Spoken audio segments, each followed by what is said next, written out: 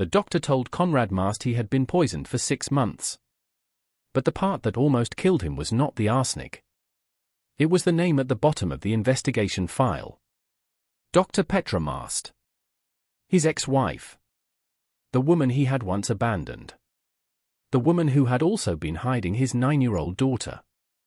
That is where this story begins. Not with a crime. With everything that made the crime possible. What Conrad Mast did when he found out, when he had every legal right, every resource, and every reason to destroy her, was the last thing anyone in his world expected. Some stories are about what people do when they are betrayed. This one is about what a man does when he learns that the betrayal was, in the most painful and complicated way, something he helped create. If you have ever loved someone so fiercely that you did the wrong thing to keep them safe, this story is for you. And if you have ever needed someone to finally see what you sacrificed in silence, this one is especially for you. One ask from me before we go in. If this story reaches something true in you today, write "he chose her over everything" in the comments.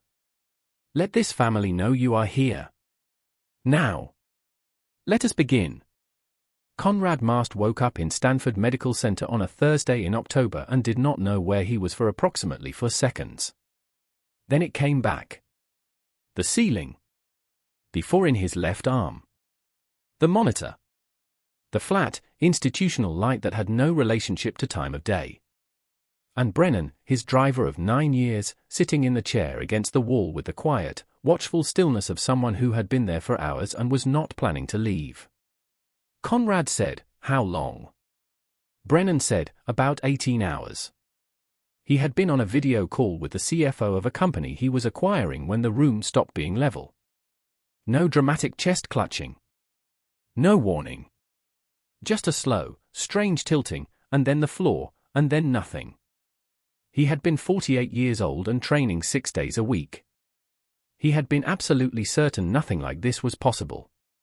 He had been wrong about a great many things. The attending physician, Dr. Yolanda Ferris, came in 40 minutes later. 19 years in emergency medicine. She had the measured, unhurried manner of someone who had delivered difficult news enough times to understand that how you say it matters as much as what you say. She sat down before she spoke. Conrad noticed that. She said his collapse had not been cardiac. She said the standard workup was clean. She said that because of those clean results, her team had run a broader toxicology screen.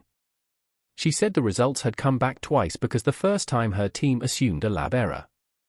Conrad said, "Tell me." She said, "Mr. Mast, your arsenic levels are not consistent with any environmental exposure. The accumulation pattern indicates chronic, deliberate, low-dose poisoning over approximately 6 months. This was not illness. Someone has been poisoning you."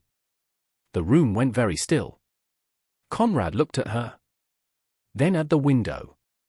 Outside, the California morning was doing what it always did: clean light, blue sky, the complete indifference of beautiful weather to whatever was happening in the buildings beneath it.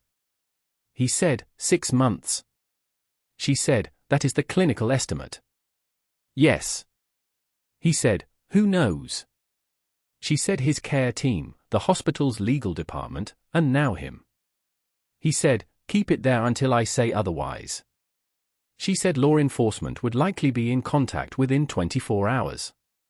He said, "Then I have 24 hours. A pause. I need to know why before anyone else gets involved." She looked at him carefully. He said, "I know what the appropriate response is. I am asking for something else first." Part 2, the woman he left behind.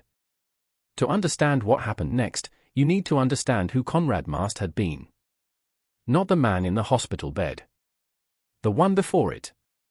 He had built Mast Holdings from a single infrastructure consulting firm in Denver into an 11-figure conglomerate across 14 states. He had the kind of professional biography that generated magazine covers and business school case studies. He was the model of disciplined, focused, relentless growth. He had also been the kind of husband who was in Tokyo when his divorce was finalized. Who sent flowers afterward because his assistant suggested it. who had spent 10 years married to a woman he had genuinely loved at the beginning and had slowly, without any single dramatic failure, made himself into someone she could no longer find inside his own life. The divorce had been 3 years ago. Petra had signed the papers on a Tuesday. Conrad had not been there because there was an acquisition closing that week, and the acquisition required his presence, and the divorce, his attorney had assured him, did not. He had told himself it was the right outcome for both of them. He had believed it the way men believe things they need to be true. Dr. Petra Mast, she had kept the name because her medical license was under it, because she had earned what it meant in her field, and because she was not going to surrender that for a man who had already moved on, was a toxicologist. The real kind. She ran a research laboratory at Oregon Health and Science University studying the accumulation of environmental heavy metals in human tissue. Work that had, for the full decade of their marriage, caused Conrad's attention to drift approximately 4 seconds after she began explaining it. She was 43. Precise. Dry. Quietly fierce in the way of someone who believed in what she did and did not tolerate anything that compromised it. She had a small house in the West Hills of Portland with a view that made her breathe differently every morning she stood at the window. A rescued dog named Copernicus, 3 legs, enormous quiet dignity, whom she loved with the completeness she had once tried to offer a man who did not know what to do with that kind of love. She had a daughter. Her name was Marin. She was 9 years old. She had her mother's precision and her father's jaw and a ferocious, unrelenting curiosity about the ocean that had filled every flat surface in the house with marine biology books. The bioluminescence book had been on the kitchen table for 3 weeks. She carried it room to room the way other children carry stuffed animals. Conrad Mast had never known she existed. That fact, Marin, was the fault line running beneath everything that was about to happen. It was the reason Petra had run out of options. It was the reason a careful, brilliant scientist had done the most desperate thing of her life. But to understand the desperation, you need to see what it looked like before the decision. Before the locked cabinet in the laboratory. Before the 6 months of calculated, careful, terrible choices. You need to see the afternoon Petra sat in her car outside the offices of the second attorney. Part 3, No Clean Path. It had been 8 months before Conrad's collapse. Petra had found out about Cassandra the same way most people find out about the new person in an ex-partner's life, through a mutual acquaintance, a casual mention, the ordinary cruelty of a social world that does not pause for your private grief. A woman named Cassandra Verne. 31. Moving into the Atherton house. She had not panicked. She had thought about it for 3 days, the way she thought about everything that mattered, and then she had called a family law attorney in Portland. The attorney's name was Holloway. She was experienced and direct, and she had told Petra, in the clear, careful language of someone who had been down this road many times, that the situation was manageable as long as Conrad did not decide to be adversarial. If he wanted to be involved in Marin's life, the path was negotiation, co-parenting agreement, a voluntary arrangement. If he wanted to be adversarial, the path was a courthouse, and in a courthouse, the math was different. Petra had said, "How different?" Holloway had said, "Dr. Mast, your income, your home, your standing, those are all real and meaningful. His resources are of a different order. I would advise you to reach out directly and keep this cooperative." Petra had said, "And if reaching out directly is not an option?" Holloway had looked at her for a moment. Then she had said, very carefully, "Then you would be looking at a very long, very expensive process with an uncertain outcome." Petra had sat with that. Then Cassandra had found out about Marin. Petra did not know how.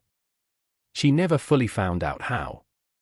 But 7 weeks after her meeting with Holloway, she had been in her laboratory at OHSU on a Wednesday afternoon when the door opened and a woman she had never met walked in and introduced herself.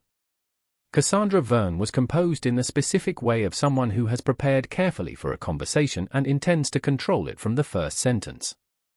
She sat down across from Petra without being invited to sit. She placed a photograph on the table between them. It was a photograph of Marin. School pickup. Backpack. the bioluminescence book tucked under one arm. Cassandra looked at the photograph, then at Petra, and said, "She has your eyes. But in court, they will say she has his future." Petra said nothing. Cassandra explained her terms with the calm, unhurried precision of someone reading a prepared document. She would tell Conrad about Marin. She would frame it as a father denied his daughter for 9 years, erased, deliberately, by the woman he had once trusted with everything. She would make that narrative available to outlets that covered Conrad's world. She would ensure Conrad's legal team received it in the framing most likely to produce a custody proceeding. She said one final thing before she stood to leave. A billionaire always wins custody. Unless he is too sick to fight. Then she picked up the photograph and walked out. Petra sat in her laboratory for a long time after the door closed. Then she called the second attorney. A different firm, higher profile, someone who specialized specifically in high-asset family disputes. The consultation had lasted 90 minutes. When it was over, Petra had walked to her car in the parking structure on the OHSU campus and sat in the driver's seat without starting the engine. The attorney's last words were still in the room with her. "Dr. Mast, if he decides to pursue this, I want to be honest with you, we can fight it. But he can keep you in court until your daughter is grown. The question is not whether you have a case. The question is whether you have the years." Petra sat in that car for 45 minutes. Outside, the afternoon was moving toward the end of the school day. In an hour and 15 minutes, Marin would be standing at the pickup line at her school, the bioluminescence book under her arm, looking for her mother's car. Petra looked at the steering wheel. She thought about the locked cabinet in her laboratory. She thought about 15 years of understanding exactly what it did. She thought about Marin at the pickup line. She started the car. Part 4. What Calloway found. Conrad used his 24 hours. He called Prescott Ainsley, his attorney of 20 years, who arrived at the hospital that afternoon with 2 associates and a private investigator named Ren Calloway. Calloway worked for 3 firms in the Bay Area and had a reputation for finding things that had been carefully hidden. Not through recklessness. Through the patient, systematic understanding that the truth was always somewhere, and somewhere was always findable if you looked in the right order. Conrad told them what he wanted. Not who. He had a list forming. Why? The Access investigation was methodical and quick. Brennan cleared in 48 hours. Agnes the housekeeper cleared just as fast. Cassandra Verne, who had moved in 5 months ago, remained on the list. And Petra had been inside the Atherton house 4 months ago, for hours, to collect a painting. The security footage showed her in the kitchen twice. Brief. Nothing visible. But Petra was a toxicologist. She knew what obvious looked like. She knew exactly how to be invisible. Calloway found Marin on day 7. School enrollment. A neighborhood photograph. A birth certificate confirmed on day 8. Marin Adele Mast. Born 9 months after the divorce was finalized. 9 years old. Calloway sat with that file for a long moment before she brought it to Prescott. Then she kept going. Because the fact was the door. She needed what was behind it. She found Cassandra's laboratory visit on day 11. The photograph placed on the table. The terms delivered without emotion. The final line. She found Petra's documented record of both attorney consultations. She found the legal aid rejection. She found 3 months of a woman searching every available legal avenue and finding each one closed or conditional or simply outmatched. She put the full file on Prescott's desk and said nothing for a moment. Prescott read it. He looked up and said, "He needs to see this today."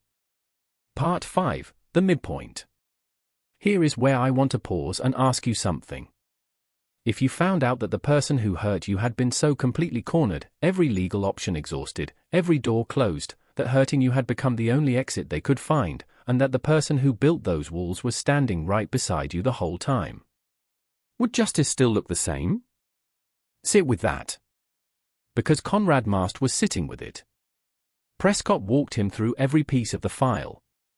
When he finished, Conrad had not moved.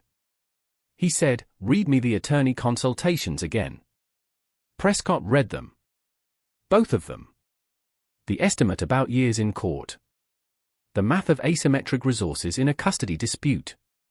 Conrad was quiet for a long time. He had a daughter. 9 years old. Her name was Marin.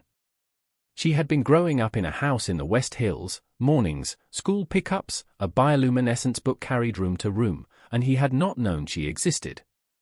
Because the woman who had known him best had looked at who he was at the time and decided, alone, that a child was safer not knowing him than living inside the version of himself he had been. He sat there and let that land completely. Then something moved through his expression that Prescott had not seen in 30 years of sitting across from this man. Not anger. Not the controlled processing of a man deciding his legal strategy. Something rawer than that. He said, "She had no right." Prescott was still. Conrad said it again, more quietly. "She had no right to make that decision for me." Then he stopped. He looked at the file on the table. At the attorney consultations. At the note Calloway had attached, the one quoting Petra's documented record of the months between Cassandra's visit and the first dose. 3 months of trying to find another way. Every door closing. Cassandra's final message, 4 words, time-stamped, no punctuation. Clock is ticking. Decide. Conrad read that 4-word message.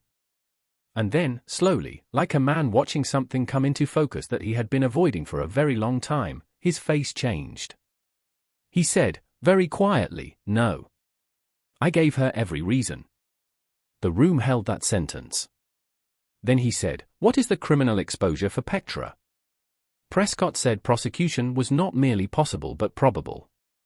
Conrad said, "And Cassandra?" Prescott said the extortion documentation was compelling. A competent prosecutor could build a case.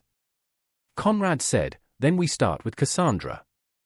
And then you are going to tell me how to make sure Petra never has to be afraid of a custody proceeding for the rest of her life." Prescott said, "Conrad." Conrad said, "She did it because someone cornered her and she could not find another way out. And I am the reason she was vulnerable to being cornered. We start with Cassandra. Then we fix the rest." Part 6, The Exit. He called Cassandra that evening. She arrived in the composed arrangement she brought to every difficult conversation, the posture of someone who had learned to manage uncertainty through how she carried herself. He told her he knew about Portland. The laboratory. The photograph placed on the table. Every message Petra had kept. He delivered it the way he had spent 30 years delivering hard information, without embellishment, without drama, with the quiet certainty of someone who had already decided what came next. Her composure cracked in stages. Denial first. Smooth, practiced. Then, when he laid the documentation in front of her, a different kind of silence. He gave her 2 options. Leave that evening with the agreement she had signed when she moved in. Or stay, and he would call law enforcement, and the full record of what she had done in Portland would become the foundation of a criminal case. She looked at him for a long moment. Then she said it, quietly, with the specific coldness of someone who had nothing left to lose in the room, "You think she poisoned you?"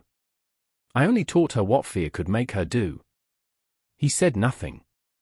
She picked up her bag and walked out. He sat in the study alone. He thought about Cassandra's line. Not with anger. With a particular, awful clarity. Because she was not entirely wrong. She had found the pressure point, a mother's terror of losing her child, and she had applied it with precision. She had not put the arsenic in his coffee. But she had built the room where the decision became possible. She had made Petra into something Petra had never meant to be. He picked up the phone and called Prescott. Part 7, What he built instead. The legal documents came first. A formal, notarized, permanently binding statement. Conrad Mast would not pursue any civil or criminal action against Petra Mast for the events of the past 6 months. filed in a manner that protected her from any future action by any party, including himself. The trust came second. Unconditional. Petra Mast. Funded for education, for stability, for whatever she chose to become. Structured so Petra controlled every aspect, when Marin knew how it was used, what it funded. Every decision, entirely her mother's. Then the letter. By hand. On paper. 3.5 pages of handwriting that had never improved since college. He told Petra he was not asking for forgiveness. Forgiveness was not a transaction. It happened on its own terms, at its own pace, and he was not putting that weight on her. He told her he had spent 2 weeks with the full shape of the marriage in front of him. Not the ending. The whole thing. The moment she had offered him something real and he had been elsewhere. Not physically. In every other way that mattered. He told her Marin's existence was not a wound. It was a reckoning. Proof that life had continued in the spaces he had left empty, and that the life which had continued was extraordinary. He told her he was going to become someone who deserved to be in the same room as that child. Through the patient, sustained work of actually showing up, the only kind of work that had ever built anything real, aimed, finally, at the right thing.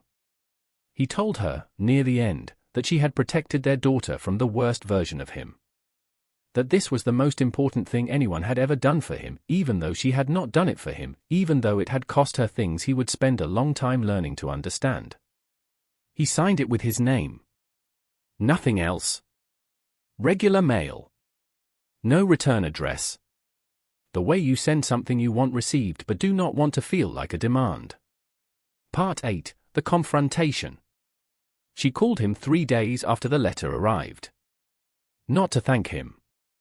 Not to accept anything. To say she needed to meet him in person before she could believe any of it was real. She chose Portland. He came. The coffee shop was small. Her neighborhood. Her ground. She was already there when he walked through the door. They talked for 2 hours. About Marin mostly. Her questions, her rhythms, the bioluminescence book that had not left her hands in weeks. He listened the way someone does when the information arriving is the most important they have ever received and they cannot afford to miss any of it. At one point she mentioned the way Marin worked through a problem and he laughed, short, genuine, the surprised laugh of recognition. She said, "She gets that from you." He went quiet. Then he said, "That might be the kindest thing you have ever said to me." She looked at him. She said, "Do not make me regret it." Then she said, "Conrad." Her voice shifted. Lower. The voice she used when something cost her. "I need to say something that is not in any of the documents." He waited. She said, "You poisoned me first. Not with anything you could put in a cabinet. With 9 years of a marriage where I slowly stopped existing to you. And when Cassandra walked into my laboratory and told me what she was going to do, I was already a woman who had learned that the people with power in my life did not stop when they were hurting me. I just had to make one of them stop." Her voice did not waver. She was not performing this. She was just saying it. She said, "I am not telling you that to excuse it. What I did was wrong. I knew it was wrong every single time. I am telling you because if this, whatever this is going to be built on anything real, it cannot be built on the version where you are only the victim. We both know that is not the full truth." The coffee shop moved around them. The owner behind the counter. The street outside. November pressing quietly against the windows. Conrad said, "You are right."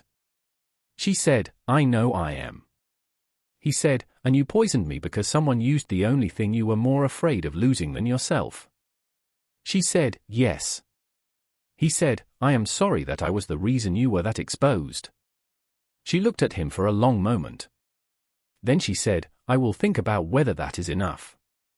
She stood and put on her coat. He said, "Petra." She paused. He said, "Can I meet her?" A long silence. She said, "Not yet. But I will think about that too." She walked out. He sat alone with his coffee and looked at the table and felt something he had not felt in a very long time. Not hope exactly. Something quieter. The specific, fragile sensation of a door that is not open yet, but has not been closed. Part 9, The Cost. 3 weeks later, the press found a version of it. Not the full story. A fragment, enough. A source close to Cassandra had told a financial reporter that Conrad Mast had suffered a health incident with an unspecified connection to his ex-wife. The story was thin, but it was there, and in the world Conrad occupied, thin stories gained weight quickly if you did not address them. His board requested an emergency call. 3 members were on within the hour. Their concerns were delivered with the careful, managed language of people who believed they were looking after institutional interests, the optics of the situation, the perception risk, the importance of protecting the company's standing. One of them, a man named Alfred who had been on the board for 11 years, said directly that if the situation involved criminal conduct by a former spouse, Conrad had an obligation to pursue it. Conrad listened to all of it. Then he said, "I am not pursuing criminal charges against Petra Mast." Alfred said, "Conrad, the company." Conrad said, "I understand the concern. Here is what I want you to understand. I have reviewed everything that happened in the past 6 months, all of it, completely. The decision I am making is not an emotional one. It is the correct one, and I am making it as the person responsible for this company and everything it represents." A pause. For once in my life, I am not choosing the version of the story that protects me. That decision stands. Alfred started to speak. Conrad said, "The call is concluded. Prescott will follow up with the board individually." He ended the call. Prescott, sitting across the desk, looked at him for a long moment. He said, "That is going to cost you." Conrad said, "I know. I have been costing other people things for 30 years. I can afford it." Part 10, Marin. The first time Conrad met his daughter, he drove himself. No Brennan. No assistant. No arrangements made by anyone else. He drove himself from the Portland airport on a Saturday morning in December, arrived at the small house in the West Hills 5 minutes early, and sat in the rental car for 3 of those minutes. Petra opened the door before he knocked. Inside, Marin was at the kitchen table with the bioluminescence book open in front of her. She looked up when he came in with the expression of someone who had been told something significant was happening today and had been preparing questions since breakfast. Petra said it the way she said everything, directly, without softening, "This is your father. He did not know you existed until recently. He is here because he wants to be. You are allowed to feel whatever you feel about that. You do not have to feel anything in particular right now." Marin looked at him for a long, steady moment. Then she said, "Mom said you were busy saving the world." Conrad said nothing. Marin said, "Did you ever want to save us?" The kitchen was very quiet. December light through the window. Grey and soft. Conrad looked at his daughter. Something happened in his face. Not dramatic. Not the crumbling expression of a man performing grief. Just one moment where everything he had built around himself, the discipline, the precision, the forward momentum of 30 years, went completely still. His jaw tightened once. He took a breath that did not finish the way he intended. One tear. He did not reach up to stop it. He said, slowly, without softening it into anything easier, "No. Not then. I did not understand what saving something actually meant then. I thought building things was the same as protecting people. It is not." A pause. "I know that now. I am sorry it took me this long to learn it." Marin considered this with the complete seriousness she brought to things that mattered. Then she said, "Do you know anything about bioluminescence?" He said he did not. She slid the book across the table toward him. "Then you should take notes," she said. "I will teach you. But I can always tell when someone is pretending to listen." He said, "I will actually listen." She said, "Good." Petra, at the kitchen counter, had her back to the room. But he could see her shoulders. The way they had been held carefully, precisely, for the entire duration of this moment. And then, very slowly, the way they dropped. Just slightly. The specific, private release of someone who has been braced for something for a very long time. She did not turn around. He did not say anything. He sat down at the table and opened the book to the page Marin pointed to and listened to his daughter explain how certain creatures survive in total darkness by learning to generate their own light. 6 months later, Conrad Mast was not a transformed man. He would have said that himself. He still ran Mast Holdings. He still arrived early. He still had the focused intensity of someone who had built something from nothing and understood what it required. The board still met. The acquisition still happened. Alfred had not resigned, though the relationship had a different texture now. A few investors had sent quiet letters of concern. Conrad had responded to each one personally and briefly. He understood their concern, he stood by his decision, and he looked forward to demonstrating through results that the two things were not in conflict. He flew to Portland twice a month. He drove himself. He had learned Marin's rhythms the way he had always learned things that mattered, with patient, focused attention. He knew she ate cereal lightest color first, darkest last, and could explain the system at length if asked. He knew her questions arrived in series with internal logic that, if you followed it, revealed something about how her mind worked that you could not get any other way. He knew the bioluminescence book had been joined by 2 others, that she had started keeping a notebook of ocean facts, and that she had mentioned, once, carefully, without pressure, that there was a marine biology camp in Oregon that ran every July. He had written down the dates without being asked. He still got things wrong. He still moved through problems at acquisition speed when the moment required him to slow down and stay inside them. Petra called him on it every time. Without drama. With the precision of someone who had decided the work of correcting him was worth the effort, which was its own kind of trust. One evening in late February he arrived at the house after a call that had run long. Marin was at the kitchen table, the notebook open, working through something about deep-sea pressure and the structural adaptations of cephalopods. Copernicus was asleep under her chair. The kitchen smelled of whatever Petra had made for dinner. He sat down. Marin explained the cephalopod problem without pausing. He listened. At some point, he realized Petra had come to stand at the kitchen doorway. He did not know how long she had been there. She said, quietly, "Conrad." He looked up. She nodded toward the hallway. He followed. She stopped in the hallway outside the kitchen, out of Marin's hearing. She looked at him for a moment. She said, "I am not there yet. I want you to know that. I am not at the place where I have decided what this is." He said, "I know." She said, "But I am watching.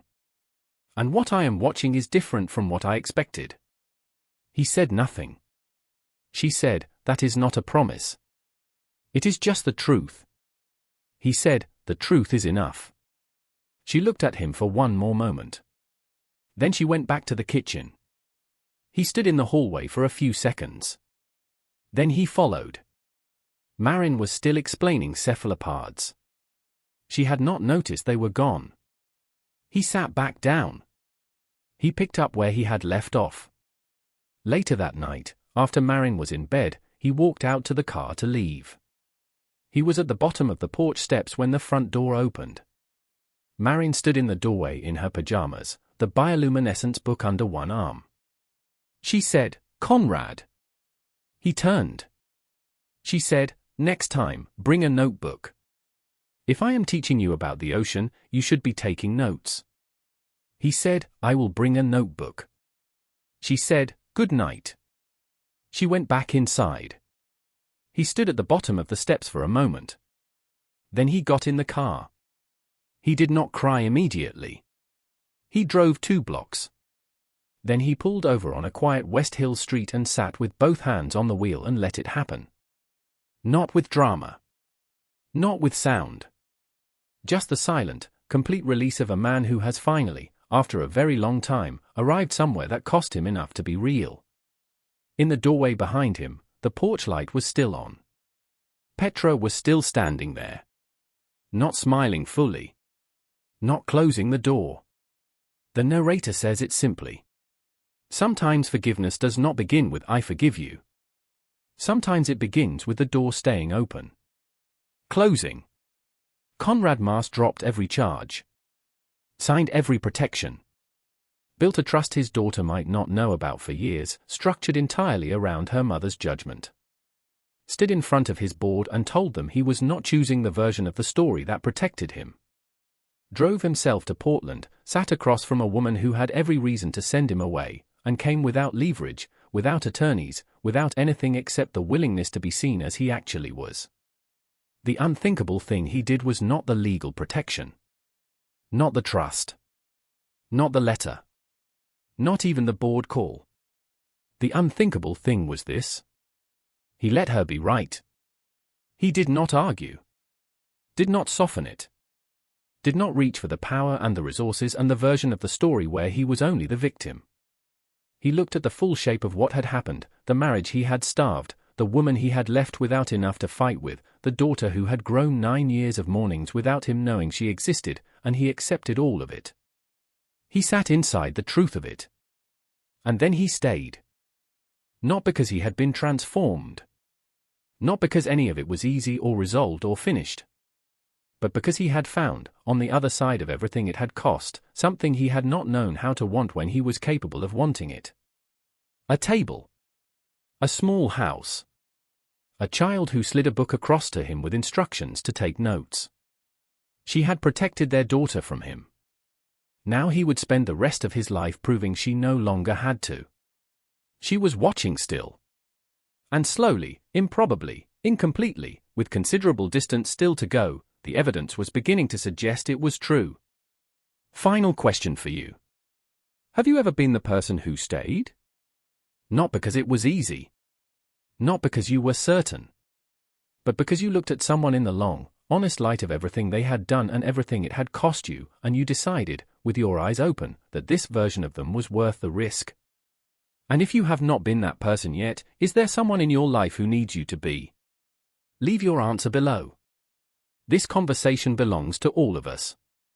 If this story found something real in you today, share it with one person. It costs you nothing. It might mean everything to them. I love you all. I will see you in the next story.